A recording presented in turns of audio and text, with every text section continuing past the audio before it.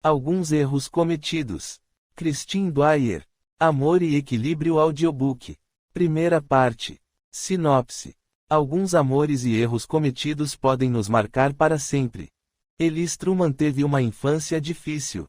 Com uma família disfuncional, a mãe alcoólatra e o pau preso, e pouco dinheiro, ela precisou se virar para sobreviver. Quando criança, ela conheceu Easton Aubrey, um dos 3 filhos da família comercial de margarina de Sandra e Ben. Elis e Easton se tornaram inseparáveis e ela foi acolhida pelos Aubreys.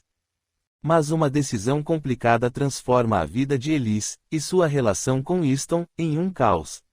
Agora, já com 17 anos, Elis está se formando no ensino médio em um colégio na Califórnia, bem longe de Indiana, onde cresceu.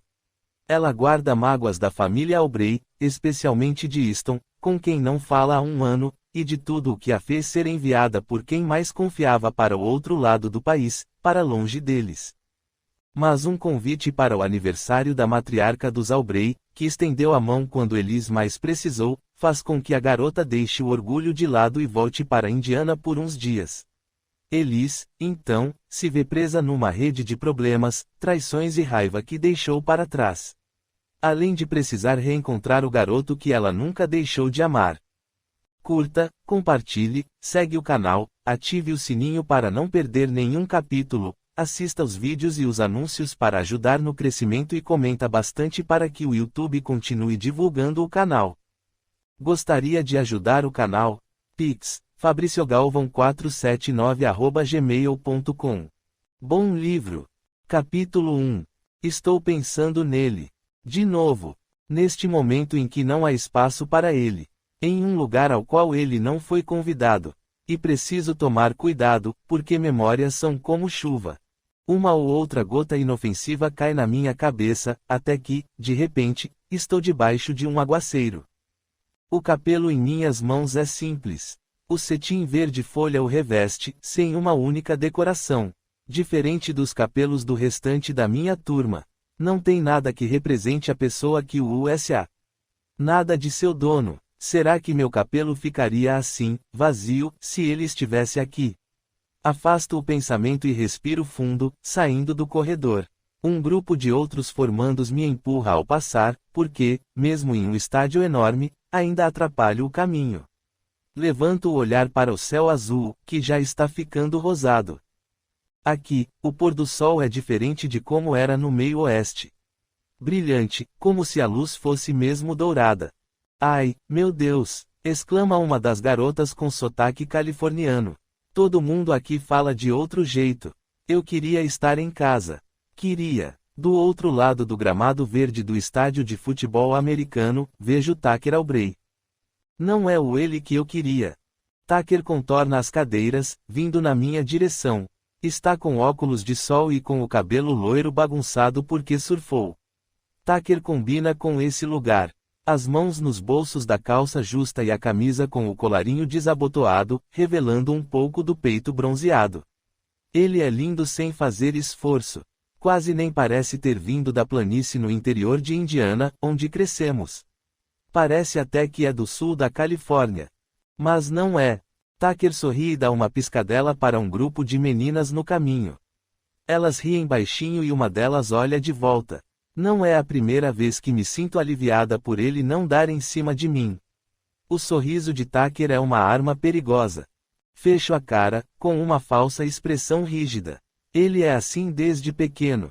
Um meio termo entre a sinceridade e a arrogância. Os irmãos Aubrey são todos assim. O que foi? Pergunta ele, dando de ombros, despreocupado. Minha formatura não é lugar para flertar. Elis Truman, diz, levando uma das mãos bronzeadas ao peito. Se não agora, quando? Se não eu, quem? Reviro os olhos. Procure sua próxima vítima em outro lugar. Seu vocabulário me ofende. Ele me abraça de lado, e sinto um profundo alívio por sua presença. Pelo menos Tucker está comigo. Imaginei este dia uma centena de vezes, mas nenhuma delas foi assim. Fico agradecida por uma coisa ter sobrevivido a este ano, Tucker. Ele estende o celular à nossa frente. Mostra aí seu certificado de conclusão de sofrimento de ensino médio. Eu mostro. Não tampando a sua cara, idiota. Com um suspiro, abaixo o diploma para a câmera me ver. O cabelo escuro que nunca fica totalmente cacheado nem totalmente liso, as sardas inevitáveis no verão interminável daqui e os olhos azuis aguados.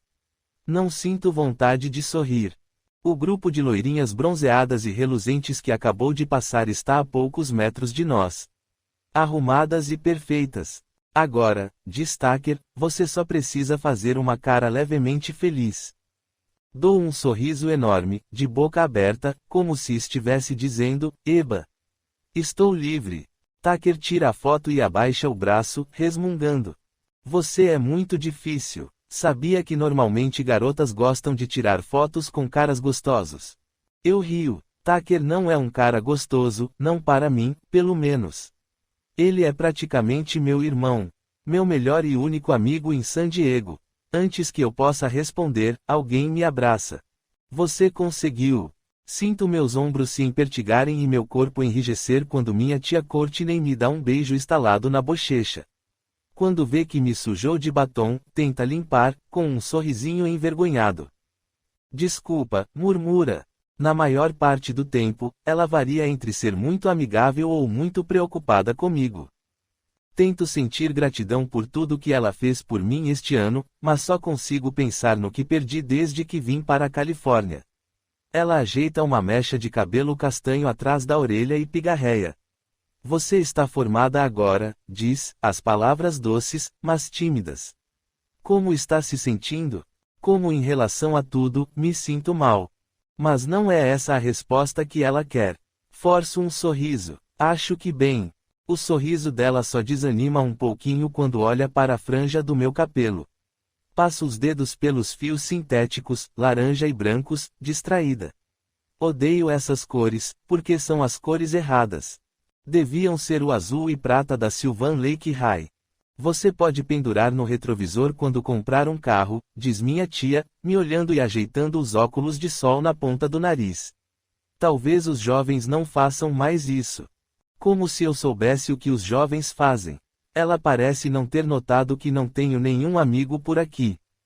Tucker solta um gemido e me abraça de lado. Não pendure essas cores horrorosas em lugar nenhum, diz, pegando meu cabelo e o levantando, fazendo o tecido verde escuro reluzir ao sol. Mas ainda acho que valeria a pena decorar esse chapeuzinho ridículo. Ano passado o Dixon desenhou um pinto de canetinha no meu cabelo. Tucker! Exclama minha tia, fingindo estar escandalizada. Ele me devolve o cabelo. Para ser sincero, eu desenhei peitos nas costas da beca dele quando ele se formou. Ele só notou depois da cerimônia. A lembrança me vem de repente. Dixon jogou Tucker no lago à noite e o deixou com um olho roxo. Quase consigo sentir o cheiro da grama no verão, me lembrando de outra coisa. Estão sob o céu escuro. Olhando para as estrelas, pés balançando na beirada do pier, mergulhados na água. Pele tão próxima à minha que consigo sentir o calor. A memória cai como chuva, e fecho os olhos. Faz sol demais para isso. Você vai para alguma festa depois? Pergunta a tia Courtney pela quinta vez, como se minha resposta fosse mudar. Aquele garoto não falou de alguma coisa na praia. Um garoto? Pergunta Tucker, se aproximando. Um garoto bonitinho? Levo a mão devagar ao rosto dele e o empurro para trás. Não vou a festa nenhuma. Nem conheço essa gente. Minha tia aperta a boca vermelha em uma linha reta. Você está livre, Tuck? Pergunto. A gente pode ir à praia. Outra praia, acrescento, vendo a expressão animada da minha tia. Ouço a hesitação na voz dele ao responder. Claro. Ele está mentindo sobre estar livre. Tucker sempre tem aonde ir. Meu celular apita com um alerta. @Tucker te marcou em uma foto. Abro a notificação e nos vejo sorrindo diante do céu azul. Estou mostrando o diploma, vestindo uma beca verde horrorosa. Mas pareço feliz. Mais uma prova de que as redes sociais são pura mentira. 3 dias atrás, meu feed estava cheio de fotos iguaizinhas a essa na minha escola antiga, em Indiana. Meus ex-colegas de beca azul, sorrindo. Como eu deveria estar. Fotos que deveriam ser minhas. Jantar, sugere tia Courtney. Imagino-me sentar diante dela em um restaurante franqueado, comendo e ouvindo ela me fazer todas as perguntas que acha que um adulto, uma mãe, faria. Mas ela não é minha mãe. É só a irmã mais nova do meu pai, que teve o azar de ser a única adulta com estabilidade o bastante para se tornar minha responsável legal. Até ano passado, eu só a via no Natal. Uma tia que só vejo uma vez ao ano não é a companhia que quero para comemorar um dos maiores acontecimentos da minha vida. Não estou com fome. Ah, diz ela, o rosto murchando e se recuperando rápido, que nem minha culpa. Quer dinheiro? Já tenho um pouco, falo. Essa é outra coisa que não permito que faça por mim. Tá bom, legal, não chegue muito tarde, tá? Diz ela, mas, tarde, não significa nada. Desde que vim morar com minha tia, nunca voltei depois das 10. Tucker ainda está digitando no celular, batendo os dedos com força, e me pergunto com quem ele está conversando. Esmago a curiosidade, porque se assemelha demais à esperança. Ei! Esbarro no quadril dele com o meu e ele ergue o rosto, demonstrando confusão por um segundo. Foi mal, se desculpa, enfiando o celular no bolso. Estava só falando com. Quero perguntar, está na ponta da língua. Podem ser palavras simples, curtas, mas morro de medo de que transmitam mais do que apenas uma pergunta. A mãe dele? A família? Easton. O olhar de Tucker muda. Há um ar de dó nele, e engulo minha frustração. Sempre atraí pena, mas dói mais quando vem de Tucker. Era para ele me ver de outro jeito. Era para ele entender. Praia. Respiro fundo. Vamos. A praia fica a 2 quadras dali, porque, nesta cidade costeira de San Diego, tudo fica pertinho. Tia Courtney se despede com um aceno, voltando ao estacionamento, e ignora o meu alívio. É um sentimento escroto para se ter por alguém que sempre foi gentil comigo. Abro caminho na direção das ondas enquanto Tucker vai ao food truck de burritos que está sempre por ali. O som do Oceano Pacífico é tão forte que quase faz silêncio. Um silêncio que podemos adentrar, como uma névoa, e que, em certo momento, paramos de escutar e começamos a sentir. Afundo os pés na areia e vejo o sol mergulhar na água escura. Tucker larga um saco de papel cheio de batata frita na areia entre nós, e eu me sento ao seu lado. Ele me oferece um burrito. Ao pastor, sem arroz, sem feijão. Porque você é fresca. Remexo na bolsa. Cadê o molho picante? Pergunto. Ela disse que acabou. Olho para ele. Sabia que sua voz fica mais aguda quando mente. Ele muda de tom, imitando minha voz. Obrigada pelo burrito, Tucker. Você é incrível. Obrigada por largar tudo para sair comigo. Eu mesma vou pedir o molho, porque não sou uma covarde. Solto um gemido gutural, como se molho verde picante fosse a coisa mais importante no momento e a falta dele fosse me matar. Você sabe que ela me odeia. Ela sempre te dá mais.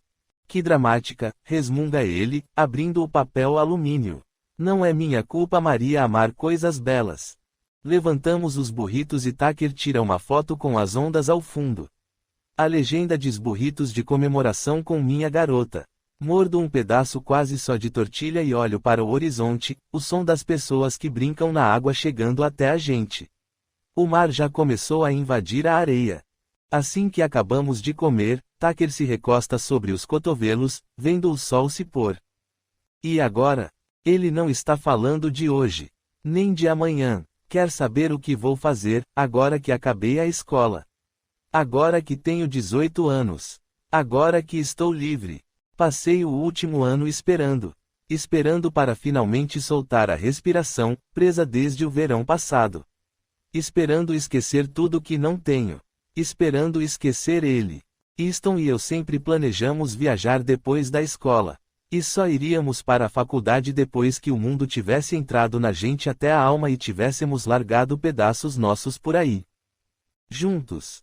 Depois que isso tudo desapareceu, em vez de pesquisar sobre o Festival da Lua Cheia na Tailândia ou planejar os melhores jeitos de se perder em Praga, passei meu último ano tentando entender quem eu era. Sem Easton. UCSD. Universidade da Califórnia em San Diego. Do jeito que falo, parece só um emaranhado de letras, mas quero passar a impressão de otimismo. Na faculdade, posso decidir quem quero ser. Vou trabalhar nas férias e ir para a faculdade quando o semestre começar, digo. E acabou? Pergunta ele. Pego um punhado de areia e deixo escorrer entre os dedos. Talvez. Tucker solta um murmúrio baixo e pensativo.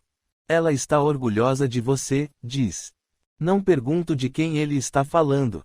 Seria um desperdício de tempo. Sei que está falando de sua mãe. Ela queria estar aqui, acrescenta. Claro que queria, mas não pode estar. Afundo o pé ainda mais na areia. Não achei que seria tão importante. Tucker ri, mas não tem humor. Cacete, você mente muito mal. Sinto a necessidade de me justificar, o que também me irrita.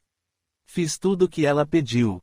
Vim à Califórnia. Me formei na escola. Me inscrevi na faculdade. Ela queria estar aqui por si própria. Porque tudo aconteceu do jeito que ela queria. Mas não sei se foi do jeito que eu queria. Elis, sei que não é nessa baboseira que você acredita, e só por isso não vou enterrar seu cadáver na areia. Minha mãe te ama. Ela sempre te amou. Talvez me amasse. Talvez houvesse uma época em que Sandra Albrey me amasse como sua própria filha, mas esse tempo já passou. Você contou para ela da faculdade? Pergunto. Ele abre a boca para falar. Fecha. Abre de novo. Acho que devia vir de você, né? Ele está certo, e odeio isso. Quero contar para Sandra. Quero ver a expressão dela se transformar em orgulho, mesmo que a minha seja de mágoa. Porque, no fundo, eu tinha a esperança desses feitos garantirem meu lugar de volta ao lar. Achei que, se fosse boa o bastante, tranquila o bastante, obediente o bastante, mereceria perdão. E, depois de me despedir de Tucker, lavar o rosto e me arrumar para dormir cedo, fico acordada na cama, gastando todos os meus pensamentos insones em como contar para Sandra sobre a UCSD. Mas, sendo sincera, não é por causa dela que estou preocupada. É por causa dele. Estou com medo de Easton descobrir. Será que ele vai ficar magoado? Será que vai se importar com minha escolha de faculdade? Não importa, ele não faz mais parte do meu plano. Sem as distrações do dia, sinto o peso do vazio no peito. É um vão que me ata como uma corda, apertando até sangrar. Abro as redes sociais de Easton. Um hábito que não consigo largar. Ele, amigos, sorrisos, Sarah. Easton Albrey está ótimo. Ele se formou na escola cercado pela família. Deu uma festa enorme em casa. Fez tudo o que as pessoas devem fazer quando se despedem do ensino médio. Sinto que a maré está recuando debaixo de mim. Sinto vontade de fazer algo que não devia. Ligo para ele. Meus dedos discam o número que decorei no mesmo dia que ele o salvou no meu celular, mas oculto meu contato. A maioria das pessoas não atende a ligações de números privados, mas Easton sempre atende. Prendo a respiração, esperando a voz dele surgir na linha. Alô? É exatamente como lembro, grave e um pouco rouca, como se estivesse empurrando um sentimento para longe. Não digo nada. E aí? E aí o ouço respirar do outro lado da linha. Do outro lado do país. Quero falar de tanta coisa. Da formatura, do meu pai, da mãe dele, de Tucker, das praias da Califórnia. Quero ouvir os barulhos que ele faz quando finge me ouvir. Quero saber se ele achou tão fácil me cortar da vida dele quanto demonstrou. Mas o que mais quero é ouvir ele dizer meu nome. Uma vez que seja. Ele não diz, porque, mesmo que seja o que quero, não é do que preciso. Em vez disso, ele fica em silêncio. Só ali, respirando. Inspirando e expirando. Suave e regular. É o que ele sempre foi e nunca foi ao mesmo tempo. Easton é um hábito que não consigo largar. Um sentimento que não consigo deixar ir embora. Uma verdade que só confesso nos momentos mais vulneráveis. No fim, sou eu quem desliga primeiro. Mas só depois de chorar até a última lágrima silenciosa. Capítulo 2. 11 anos. Todas as vezes em que estive em uma viatura de polícia, foi com Easton Albrey. O verão chegara cedo à nossa cidade, roubando a suavidade da primavera do ar noturno. Era o tipo de calor que só seria resolvido por dentro. Eu tinha catado dinheiro suficiente entre as almofadas do sofá e dos bolsos do meu pai para comprar uma raspadinha no posto de gasolina. Minhas pernas balançavam na beirada do telhado da escola, o mundo se mexendo sob meus sapatos. Dava para sentir a raspadinha manchando minha língua e meus dentes de azul, e encostei o copo gelado no pescoço. Easton estava na calçada, me olhando com a cabeça inclinada, pensativo. O cabelo castanho dele estava bagunçado, mas não escondia o corte bem feito, e os olhos escuros pareciam pretos naquela luz. Eu queria desviar o olhar, mas, dali, era seguro encará-lo. E era ele quem tinha começado, afinal. Olhar para Easton era que nem olhar para um espelho distorcido que virava tudo do avesso. Ele era rígido, eu, macia. Ele tinha um sorriso enorme, do qual os adultos gostavam. Comigo, os adultos não sabiam o que fazer. As roupas dele não estavam gastas e manchadas.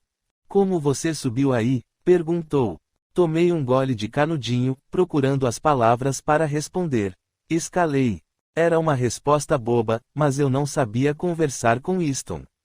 A gente só tinha trocado umas poucas palavras ao longo da vida, mesmo que estivéssemos sempre na mesma turma. Ele estreitou levemente os olhos. Você escala bem? Eu não sabia exatamente o porquê da pergunta, mas dava para adivinhar. Só um mês antes, eu estivera no corredor de doces do supermercado, pensando em roubar. As embalagens pareciam presentes embrulhados debaixo da árvore de Natal. Todos brilhantes e coloridos, prometendo doces deliciosos. Coisas que eu não podia ter. Todo mundo comia um almoço melhor na escola. Comida melhor em casa. Lanche melhor. Podiam pagar por doces que mais pareciam presentes. Eu também os merecia. Quando fui pegar uma barra de chocolate, outra coisa chamou minha atenção. Easton estava no fim do corredor, vestindo um casaco pesado, com uma expressão curiosa no rosto. O olhar escuro parecia capaz de ler meus pensamentos.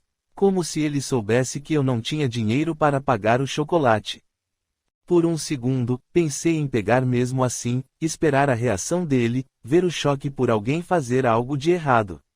Mas, em vez disso, considerei o que aquilo me tornaria. Uma ladra. Desde então, eu evitava Easton. Estava envergonhada, com medo de ele ver a garota no mercado que pensava em pegar o que não podia pagar. Quando Easton Albray me perguntou se eu escalava bem, eu devia ter respondido que não. Devia tê-lo ignorado, ficado ali no telhado até acabar a raspadinha e a noite esfriar. Em vez disso, eu falei que sim. Alguma coisa no olhar de Easton, tão confiante, mesmo aos 11 anos, me fez querer dizer sim para tudo que pedisse.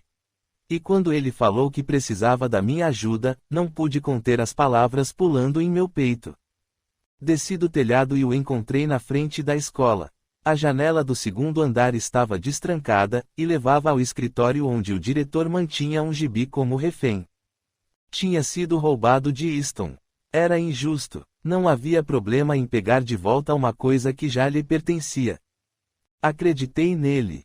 Então quando ouvi alguém gritar com a gente e Easton me mandar correr, eu deveria ter corrido mais rápido. Mas Easton não me abandonou quando tropecei logo depois de pular a cerca.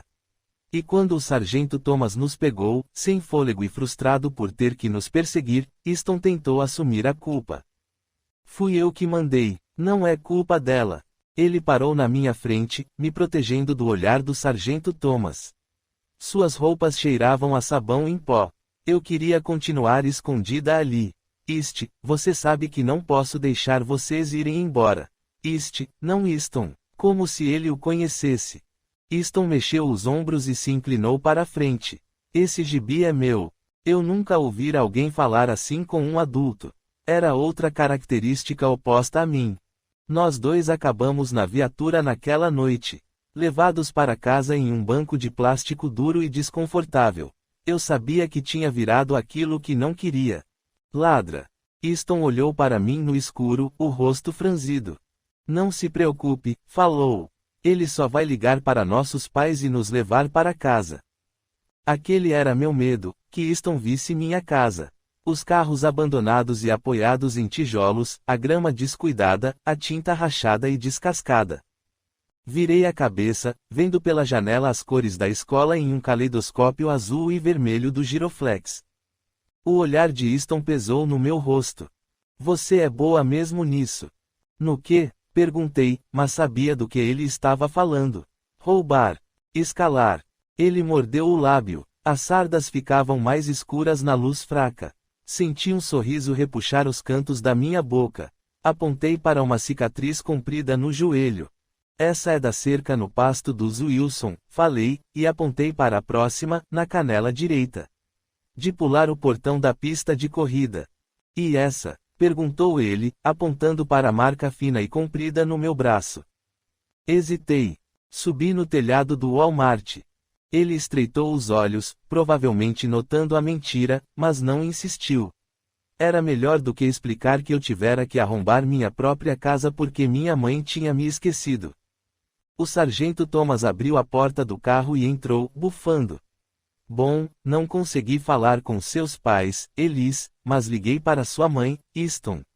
Você está encrencado. De novo. De novo. O sargento Thomas ligou o carro e soltou um suspiro demorado, exausto.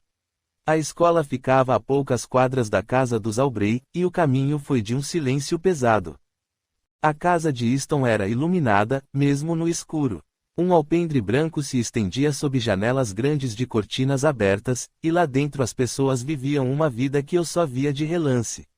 A tinta amarela parecia alegre, e arbustos cheios de gardênias floresciam sob o alpendre. Ouvi os pneus esmagarem o cascalho da entrada e finalmente parar devagar. Uma cabeça de cachos loiros apareceu na janela comprida ao lado da porta. Tucker Aubrey. Ele estava só um ano acima de mim e de Easton na escola, mas parecia muito mais velho. Já ouvira de adultos que ele era precoce, mas eu não entendia exatamente o que isso significava. Tucker desapareceu e, pela janela, vi a mãe de Easton se afastar do balcão, com as mãos na cintura e os olhos cheios de fogo. Quando a porta se abriu, Easton gemeu, vendo a família toda sair. Eu me encolhi por instinto quando dois garotos vieram correndo até a janela. Eles olharam para dentro da viatura como se estivessem no zoológico. Sandri, bem, disse o sargento Thomas, cumprimentando o senhor.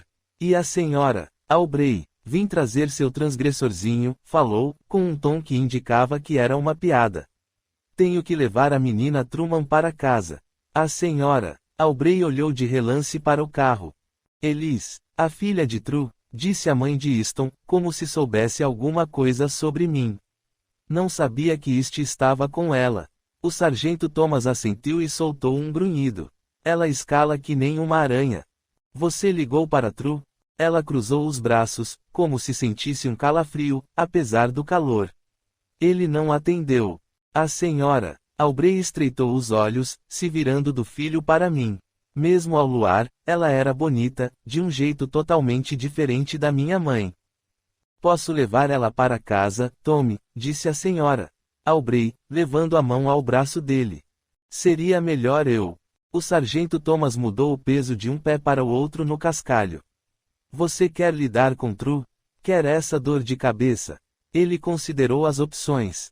Se eu souber que você não levou ela logo para casa. Promessa de escoteiro, disse a senhora Aubrey, levantando 3 dedos de unhas feitas. O policial a encarou, sem humor. Você não foi escoteira, Sandri.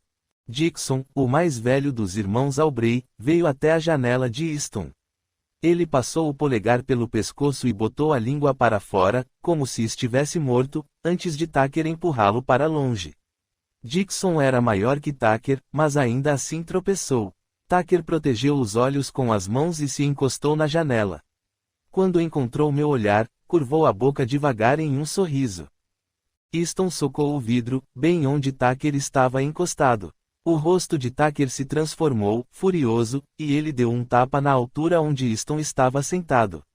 Dixon puxou Tucker, rindo, e os dois começaram a se empurrar. Minha porta se abriu e o sargento Thomas me levou até os adultos. Olá, senhora Aubrey, falei, olhando para o chão. A senhora Aubrey abriu um sorriso simpático. Pode me chamar de Sandri. Puxei a barra da minha camiseta velha, nervosa. Era o momento em que ela me julgaria. Decidiria se me deixaria no alpendre, à espera de pais que nunca viriam, ou se me levaria para minha casa escura. As duas opções mudariam o sorriso dela para uma cara de pena. Ela se chama Elise. Atrás de mim, Easton saiu do carro, passando por cima do banco. Elvis? Perguntou Dixon, com uma versão confusa da expressão do irmão. Silêncio, disse a senhora Aubrey. Elise, repeti, tentando soar firme. Dixon fez uma cara de decepção para Tucker. Prefiro Elvis. Imagino, disse. Tucker riu e desviou quando Dixon lhe deu um tapa. Elise, querida, você está com fome? Perguntou Sandry. Eu estava, mas tinha vergonha de admitir. Mesmo assim, ela pareceu reparar. Você gosta de torta? Tenho um pouco de torta. Todo mundo gosta de torta, mãe, disse Dixon. Segui os Aubrey pelos degraus acima, entrando na casa que cheirava a limão e açúcar. No momento em que pisei no tapete azul felpudo, senti que tinha adentrado outro mundo. Sapatos enormes estavam empilhados perto da porta, em um hall iluminado, com uma mesinha cheia de correspondência. Parecia um filme. Um sofá cinza claro era coberto por uma manta de lã macia e branca. Livros e papéis da escola estavam espalhados pela mesa. No balcão da cozinha, os garotos já tinham começado a comer a torta, garfos raspando a cerâmica. Passei a mão pelo mármore frio e pensei no laminado descascado de casa. A senhora Aubrey afastou os meninos da torta e suspirou. Monstrinhos, resmungou. Elise, quer uma fatia? Tucker me ofereceu um garfo, era um teste. Pairou no ar, esperando minha decisão, para saber que tipo de pessoa eu seria ali, naquela casa de sapatos enormes e mantas macias. Fechei a mão ao redor do talher e comi um pedaço de torta. Um feitiço se quebrou nos meninos e eles continuaram a comer, metal batendo contra metal enquanto brigavam por pedaços de fruta ou de massa amanteigada. Na minha quarta garfada, olhei para Easton, que estava me encarando. Ele apertou os lábios. Abaixei o garfo. Você é diferente do que eu imaginava, Elise Truman. Dei de ombros, mas, por dentro, não deixei de notar que Easton Aubrey pensava em mim. Capítulo 3. Na verdade, não há diferença entre o nascer e o pôr do sol. As mesmas cores pintam o céu. A mesma luz, desgastada e esmaecida, luta contra o manto escuro. O problema do céu é que às vezes não dá para saber qual é o começo e qual é o fim. Meu avental está na mesa, manchado de café e leite depois do turno de trabalho, e eu não tiro o olho do e-mail sobre alojamentos da UCSD. Não sei nem dizer se é o nascer ou o pôr do sol. Já bateu o ponto? Dou um pulo, mesmo que reconheça a voz. Will para trás de mim segurando um pano de prato, o crachá ainda no peito. Já, respondo, olhando para o oceano. Ele puxa a cadeira ao meu lado e se senta. Você esqueceu as gorjetas, e achei que iria querer um café. Will empurra na minha direção um montinho de notas de e um copo de papel, no qual escreveu meu nome de canetinha preta. Ele sempre me traz café. Parece que faz uma vida que não te vejo, diz ele. Como foi a formatura? Era tudo o que você esperava. A escolha de palavras é tão ridícula que eu olho supondo que é uma piada, mas, assim como a maior parte do que Will diz, foi sincero. Easton o acharia muito irritante. Passo a mão na nuca e me mando parar de pensar em Easton. Foi legal. Vi uma foto. Você estava bem bonita. Ele não cora ao dizer isso, e me pergunto como deve ser falar assim. Sem medo. Quando eu me formei, minha família deu uma festona, continua. Minha avó ficou bêbada e minha mãe chorou. Não foi tudo o que eu esperava. Sério, pergunto, mas por sentir que devo. Ele começa a contar uma história e vejo a boca dele se mexer, animada pelas palavras. Ele estica a mão para ajeitar o copo na minha frente, por hábito, e imagino aqueles dedos me tocando. A boca na minha, a voz sussurrando o meu nome. Eu me pergunto se uma versão diferente de mim, uma que nunca tivesse conhecido Easton, poderia amá-lo. Will insistiu muito mais do que as pessoas que tentaram fazer amizade comigo e desistiram. Ele é bondoso, estável e gentil. Ele merece uma amiga melhor do que eu. Will sorri, e sei que fui pega na desatenção. Desculpa, murmuro, sem sinceridade. Ele suspira. Meu turno acaba daqui a 1 hora, se quiser sair para comer alguma coisa. Tacos, quem sabe? Ela já tem compromisso no almoço. E prefere burritos. Eu me viro e vejo Tucker atrás de mim, sorrindo. Ele está usando shorts, chinelos e uma camiseta que deixa à mostra as tatuagens nos braços esguios. Tucker cumprimenta Will, com um sorriso tenso. Tucker acena com o copo de café, puxa outra cadeira pesada de metal, que arranha o chão de concreto com um ruído que não parece o incomodar, e se senta. Will franze as sobrancelhas ao ver Tucker se instalar confortavelmente ao meu lado e notar que a conversa entre nós dois chegou ao fim. A gente se vê amanhã? Pergunta. Confirmo com a cabeça e ele se levanta e volta para dentro. Você está acabando com o coração daquele menino, diz Tucker, virando a cabeça, pensativo, observando Will ir embora. Ele é meio bonitinho e sempre traz café. Dava para ser pior. Que generosidade, digo, seca. Você precisa de alguma coisa? Ele franze a testa, o que me deixa mais desconfortável do que imaginei ser possível. Te mandei várias mensagens. Não tenho nem aberto minhas mensagens. Elas só acumulam, formando uma coleção de recados preocupados. Ando ocupada. Ele revira os olhos antes de fazer uma cara séria. O Tucker sério me deixa nervosa. Só o vi assim algumas vezes. Por exemplo, quando nos mudamos de Indiana para a Califórnia. É quase 4 de julho. É absurdo ele achar que não reparei na data. O 4 de julho não é só o dia da independência dos Estados Unidos. É também o aniversário de Sandra Albrey. Todo ano, os eventos combinados formam um super feriado. Minha mãe vai fazer 50 anos. Tucker passa a mão pela mesa. Não falo nada. Deixo tudo que sinto parado na ponta da língua. Ele tira um envelope branco do bolso de trás e o desliza pela mesa. É um gesto dramático, e eu zombaria se não estivesse morta de medo do que está lá dentro. Presente de formatura do meu pai. Mantenho as mãos firmemente cruzadas sobre o colo. O que é? Você sabe perfeitamente bem que é uma passagem de avião para casa. Eu tenho um emprego. Não posso viajar sem avisar. Ah, claro. O que acontecerá se você não estiver aqui para limpar essas mesas? Pergunta ele, exagerando o sarcasmo. Vai se foder, digo, ácida. O problema não é a ofensa. O problema é o que ele me pede para fazer. Não é fácil assim, completo. Tucker passa a mão pelo rosto. É, sim, diz, se inclinando para a frente, e então passe a língua pelo lábio inferior antes de mordê-lo. Não peço muito de você, mas preciso que faça isso.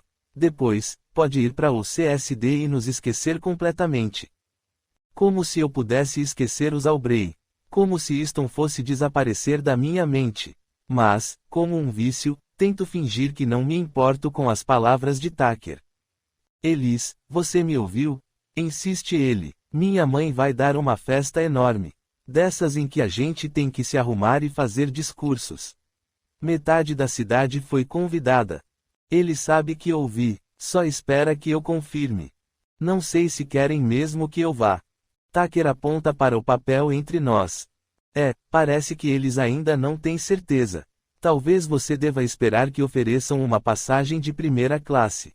Tucker usa meu silêncio como oportunidade para tirar uma foto dos cafés e da passagem e postar. Recebo o alerta um segundo depois, dizendo que fui marcada em um post com a legenda fazendo planos, e o olho, com raiva. Por que você me odeia? Preciso de provas dessa conversa para não levar esporro, diz ele, com um sorriso maldoso. Além do mais, você praticamente já aceitou. Ranjo os dentes. Não vou pensar em ver todo mundo. Em ver ele. Meu coração acelera só com a ideia, e eu o odeio por isso. Elis, já faz 1 ano. Você nunca mais vai voltar. Nunca mais vai ver ninguém lá de casa. Eu te vejo quase todo dia. Daqui a pouco vamos estar na mesma faculdade. Não é a mesma coisa. Tucker se recosta na cadeira e me observa. Passa os dedos compridos na tatuagem do braço esquerdo, um hábito nervoso que os irmãos compartilham. Você está com medo? Pergunta ele. Eu rio, mas até aos meus ouvidos soa vazio. Ele sempre foi bom em atingir os cantos que tento esconder. Odeio que minha pergunta seguinte soe tão carente. Eles disseram que eu deveria ir. Eles. Pergunta.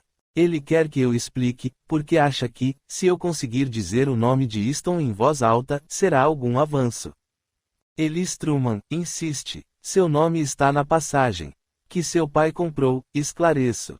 Eu já te falei na última vez que tivemos essa conversa.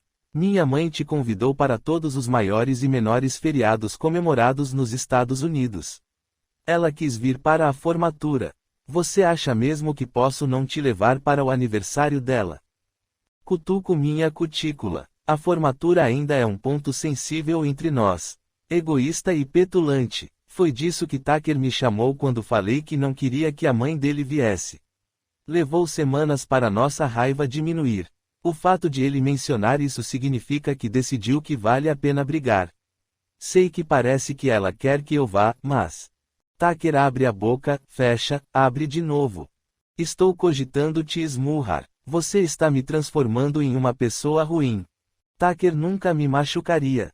Ainda não sei se consigo me organizar no trabalho. Ele me olha com irritação e desliza um dedo pela borda do copo de café. Easton não vai. Não consigo conter a velocidade com que ergo o olhar para ele. Até tento. Passei um ano tentando ignorar o frio na barriga e o jeito com que viro a cabeça quando ouço o nome dele, mas algumas coisas nos são tão intrínsecas quanto a respiração. E daí se ele vai ou não? Isso, diz ele, apontando um dedo para mim. Isso é a coisa mais irritante que você faz. O quê? De todas as coisas que me dão vontade de te afogar no oceano, essa é a pior. Pior que você roncar, ou estalar a boca quando masca chiclete, ou experimentar todos os perfumes ao mesmo tempo naquela loja de maquiagem horrível.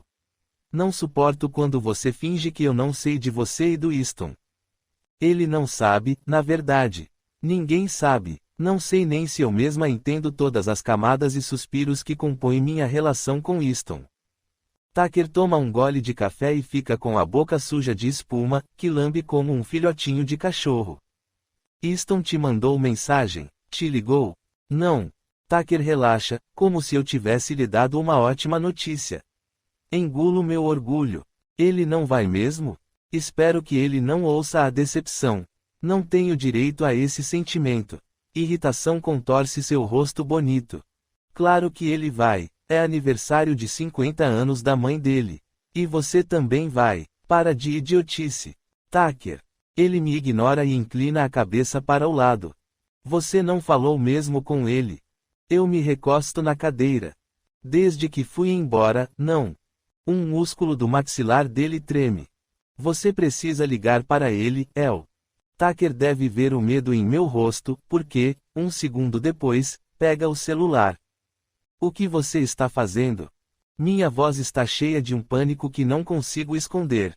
Vou consertar essa merda, diz ele, apertando 3 botões.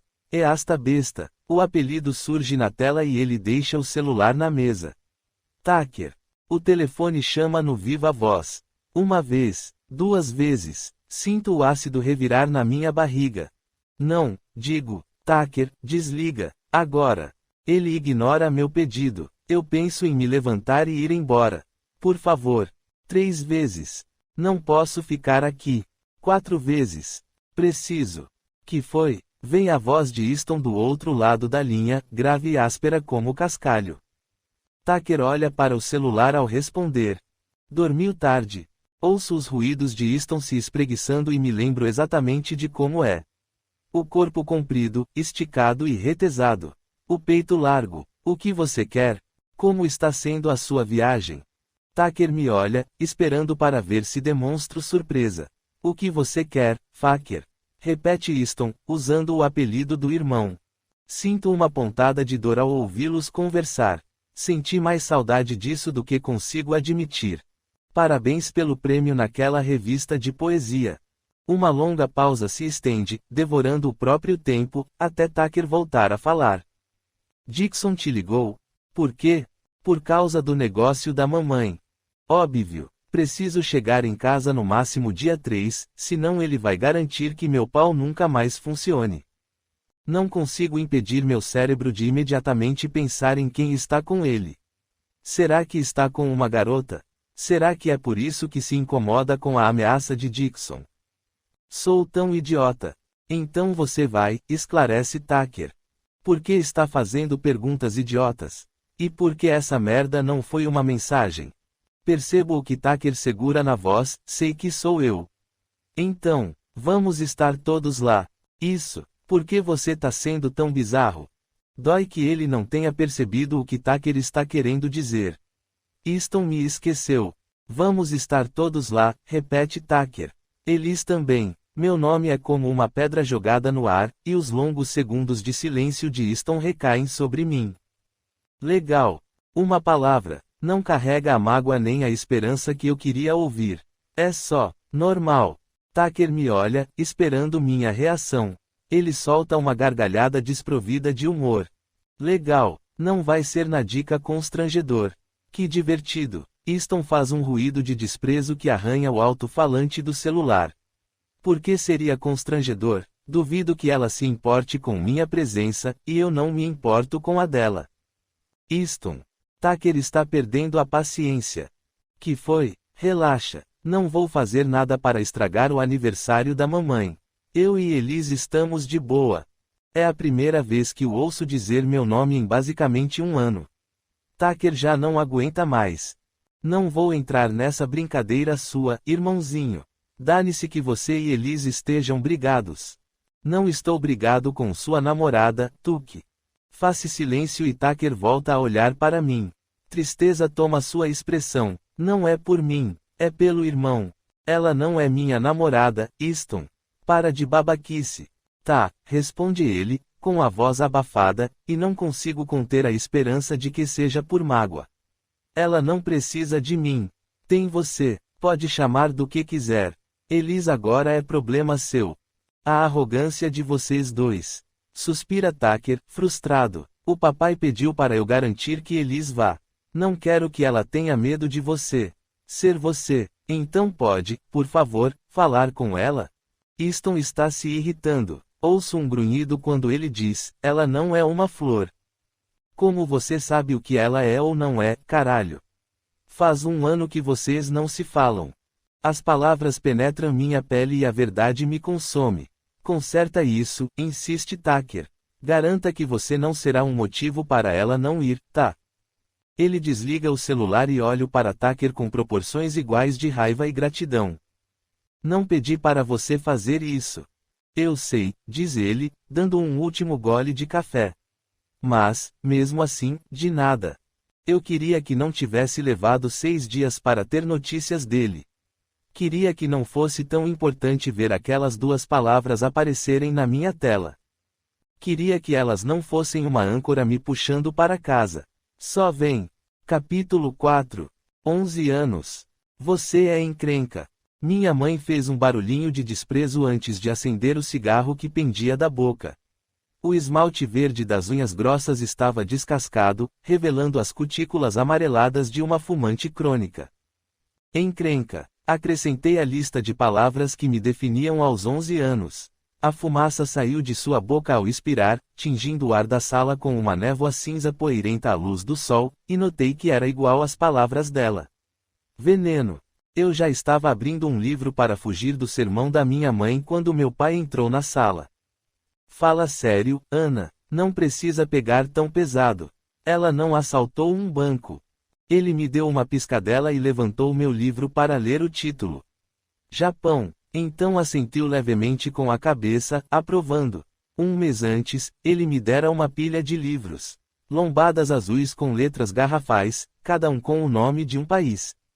Dessa vez, não, mas é assim que começa. Mentiras e roubos. Minha mãe soltou um suspiro enfumaçado de decepção. Eu não tinha roubado nada. O gibi era de Easton.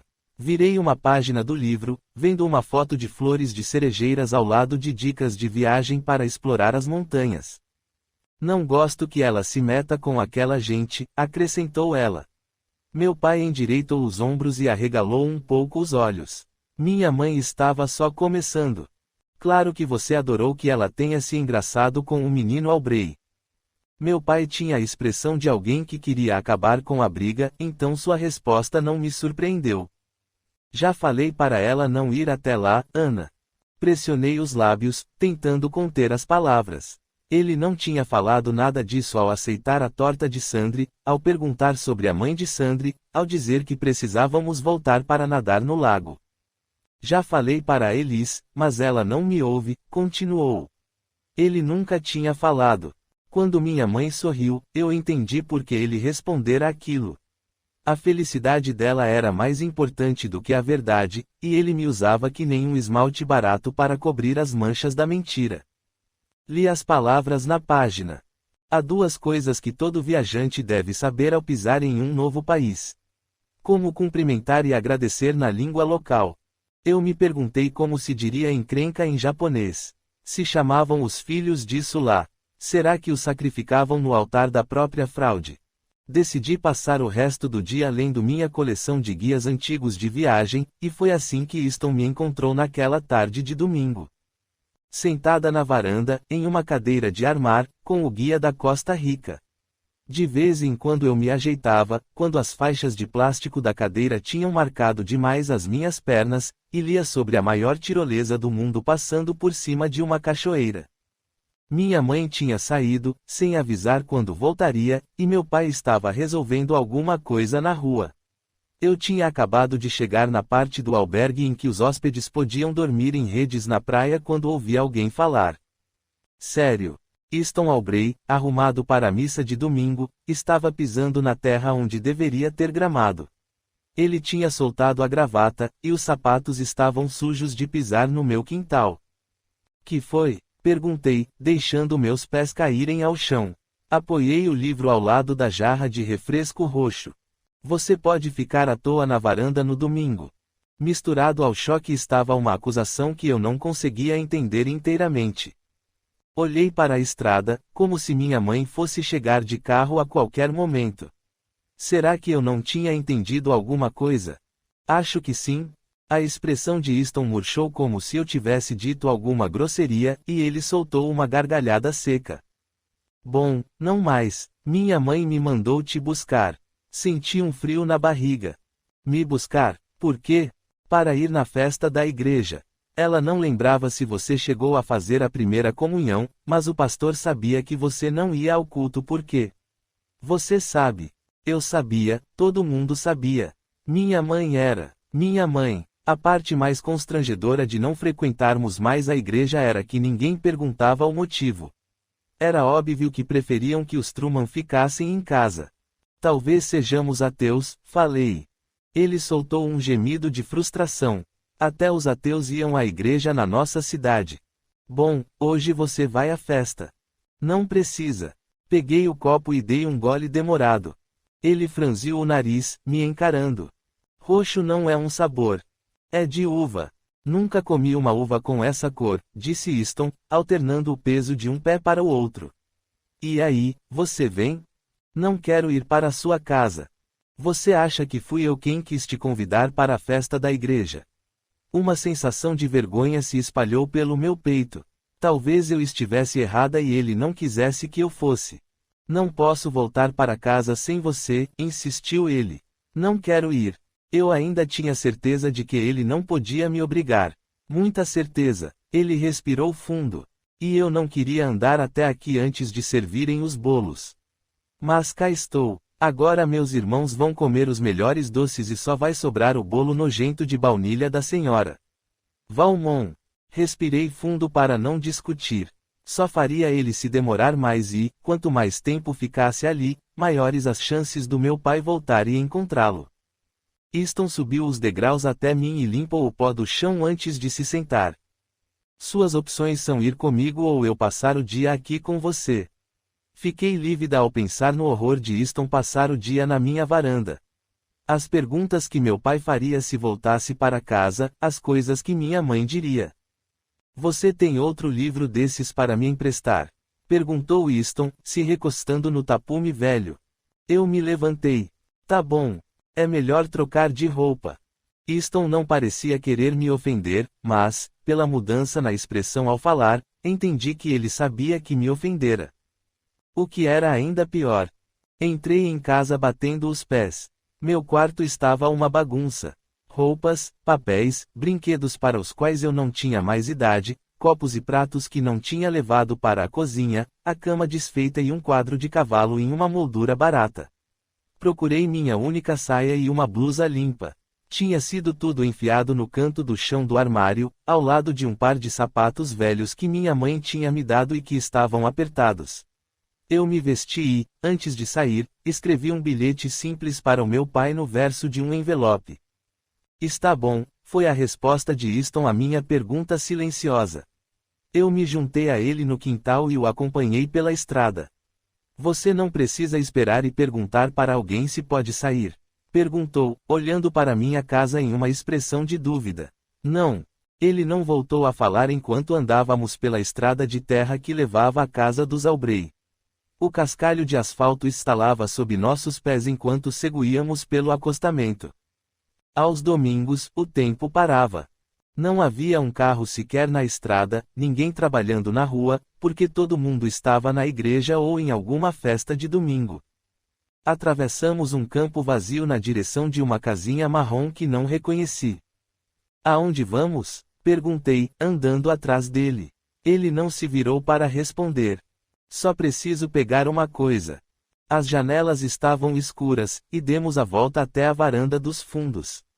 A casa estava vazia, mergulhada em um estranho silêncio. O telhado de metal galvanizado cobria uma varanda de madeira apodrecida, com um freezer branco encostado sob a janela suja. Easton abriu a tampa e começou a remexer lá dentro. O que você tá fazendo? Ele tirou 2 picolés embalados em plástico transparente, cobertos pelo gelo do freezer. Esse é roxo, disse Easton, me entregando como se fosse uma espada. Toma. Você está roubando picolé? Ninguém come esses picolés. São para os netos do Sr. Connor, que nunca aparecem. Estamos fazendo um favor para ele. Você está pegando coisas sem pedir. É roubo. Não é roubo, disse ele, sério. Então ele disse que você podia pegar se quisesse. Ele deu de ombros. Era um teste. Eu acreditei em Easton uma vez, fui parar em uma viatura da polícia e tudo acabou em torta. Easton pedia que eu confiasse nele de novo, mas não pude deixar de cogitar quantas outras vezes acabariam em situações piores.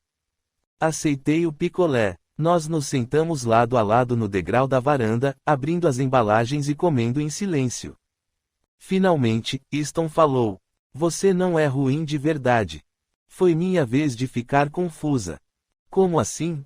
Você não quis o picolé porque podia ser roubado, e foi buscar meu gibi, mas só porque eu falei que era meu, disse ele, dando de ombros. Você é boa. Eu queria perguntar quem achava que eu era ruim, mas senti vergonha. Ele se levantou, limpando as mãos nas calças.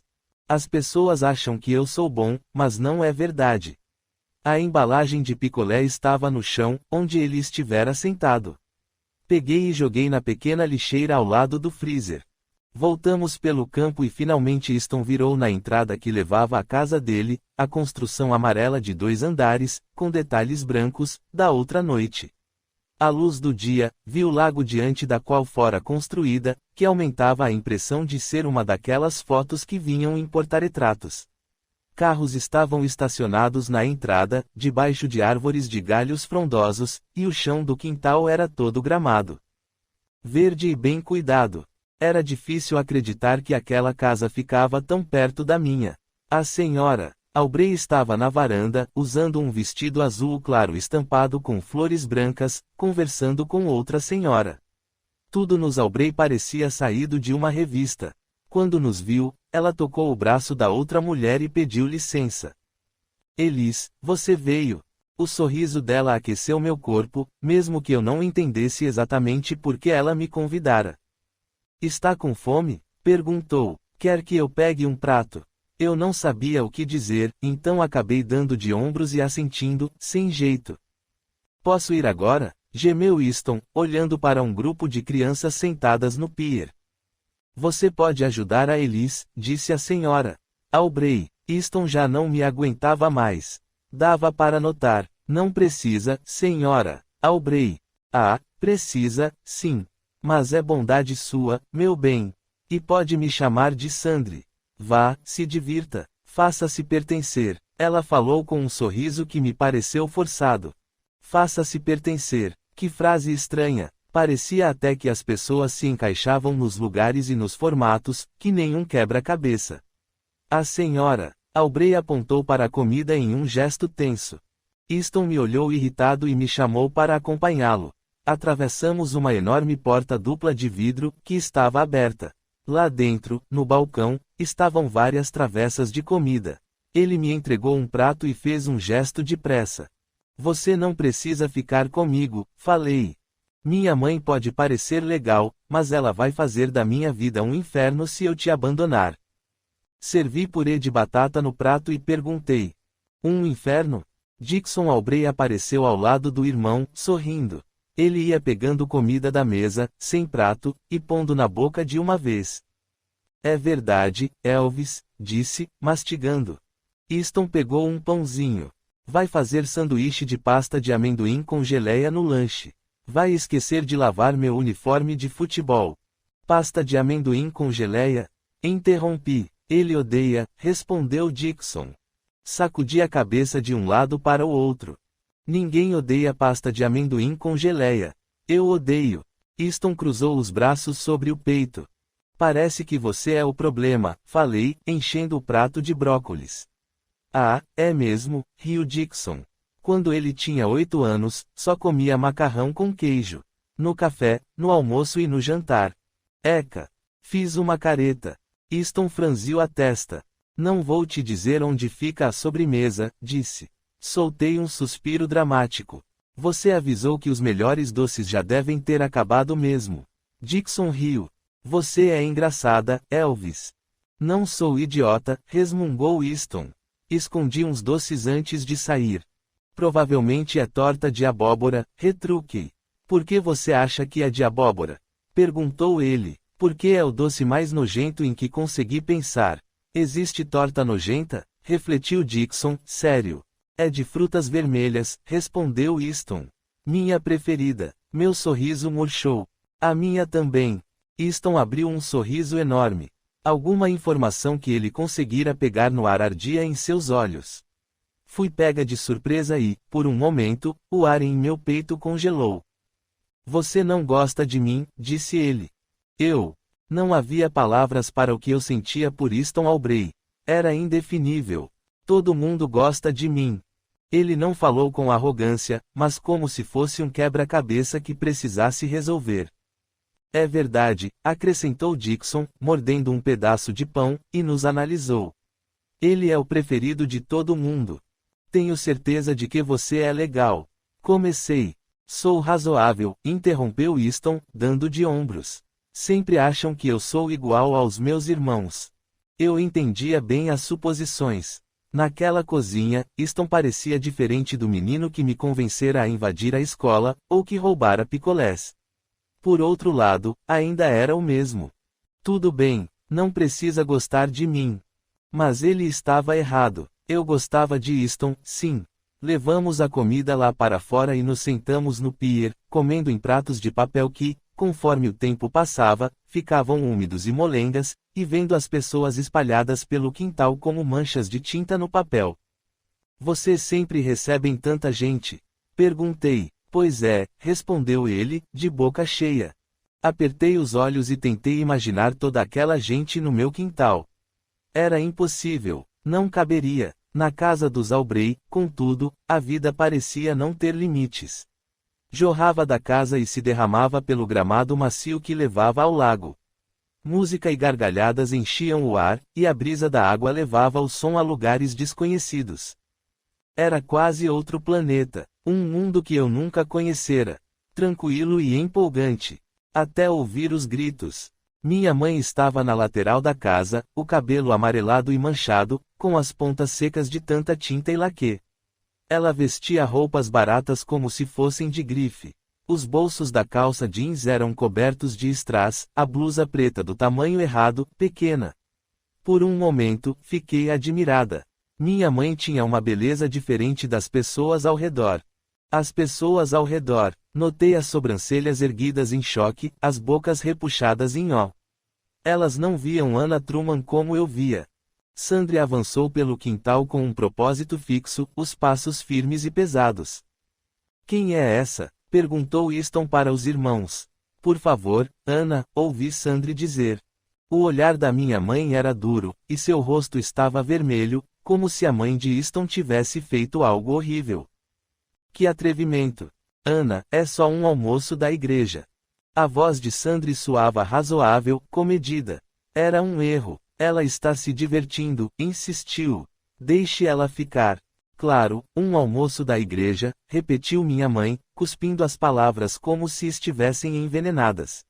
Elis, chamou, e eu senti como se estivesse encolhendo. Todo mundo, talvez do universo inteiro, tinha parado o que fazia para ver quem estava gritando com Sandri Albray. Minha mãe estava armando mais um escândalo.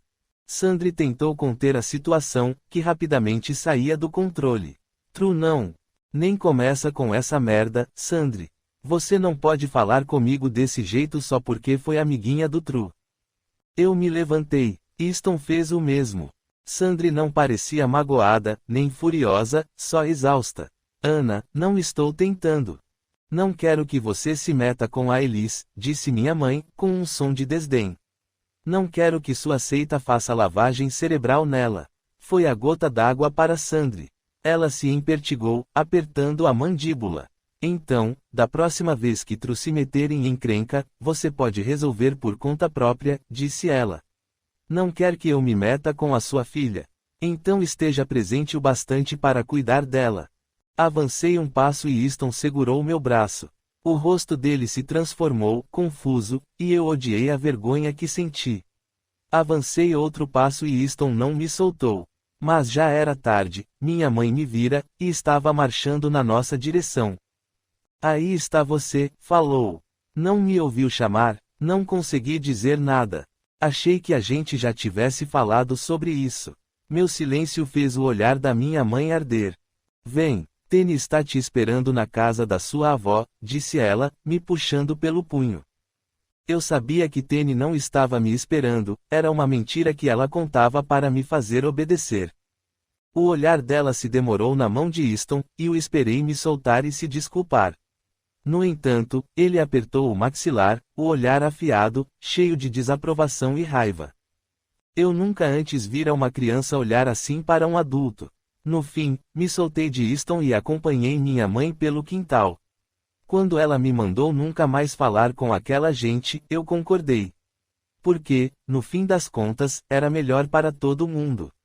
Eu era encrenca, e a encrenca me seguia para todo lado. Capítulo 5. Só vem. Encaro a mensagem, deitada na cama. São as únicas palavras entre mim e Easton. Há muito tempo, apaguei o registro de anos de mensagens, prints e vídeos. Releguei tudo isso a um passado que não tenho permissão para visitar. O arrependimento faz surgir um gosto azedo na minha garganta enquanto encaro a tela em branco e me pergunto o que ele vê do outro lado. Será que as mensagens dele ainda estão lá? Será que ele as lê, ou dói nele como dói em mim? Só vem. Ei, diz minha tia, da porta do quarto. Seu pai ligou. Eu sei, ele tentou me ligar antes. Tenho uma sequência de ligações perdidas no celular, chamadas a cobrar do presídio, além de outras mensagens e notificações que me recuso a ler. Ele ficou bem chateado de não ter conseguido falar com você. Ela se recosta no batente e, por um minuto, me sinto culpada por ter ignorado os telefonemas, até lembrar que ele provavelmente só queria dinheiro. Eu me sento e fecho a mensagem. Você acha que vai visitá-lo quando for para casa? Pergunta ela, tentando soar casual. Minha tia sabe que está segurando uma bomba, fazendo esse tipo de suposição e falando dos Albray comigo. Eu a obrigo a tomar uma decisão na conversa. Para casa? Minha tia escolhe a coragem. Ou a burrice. Parece um limite tênue para os Truman. Falei com Tucker, diz. E Sandri, acrescenta. A dor da traição rasteja como uma cobra em minha mente, antes de eu decidir esmagá-la com o pé. Sempre esqueço que ela cresceu com Sandri. Esqueço que a tia Courtney foi uma das poucas pessoas a sair da nossa cidade. Talvez ela seja mesmo uma Truman corajosa. Já eu ainda estou decidindo o que sou. Eu não vou. Elise. A voz dela é afiada, mas suavizada pela pena. Você visitaria a vovó se voltasse? Quero que minhas palavras soem acusatórias, mas, na verdade, sai mais como uma pergunta. Fico curiosa para saber o que ela vai dizer. Ela reflete sobre uma resposta, provavelmente decidindo como falar a verdade e, ao mesmo tempo, me dizer para visitar meu pai. Não, mas não por causa da vovó. É porque o resto da família. Não é saudável ter contato com eles. Não aguento ser puxada de volta para aquele caos. Ela parece magoada ao dizer aquilo. Sinto o arrependimento nas palavras. Mesmo que ela não possa falar com os irmãos, ainda sente que deveria fazê-lo. São só alguns dias, continua. Talvez você não tenha outra oportunidade quando começarem as aulas. Minha tia avança 2 passos para dentro do quarto e deixa um envelope vermelho na cama. Reconheço a letra imediatamente. Sandri. Ela sai e fecha a porta, como se me permitisse a privacidade de que preciso. Olho para o teto, conto minha gorjeta e mando algum dinheiro para meu pai, depois abro o Twitter, e, por fim, rasgo o envelope e encontro um cartão. Letras em purpurina gritam parabéns pela formatura. Na parte de dentro, o cartão está coberto pela caligrafia cheia de curvas de Sandri, escrita em tinta roxa. É tão familiar que me dói só de olhar. Todo o espaço está preenchido, as palavras espremidas entre o "você merece" impresso no meio. Elise, que orgulho, você conseguiu, se formou, queria poder vê-la, mas entendo o porquê de você não nos querer lá.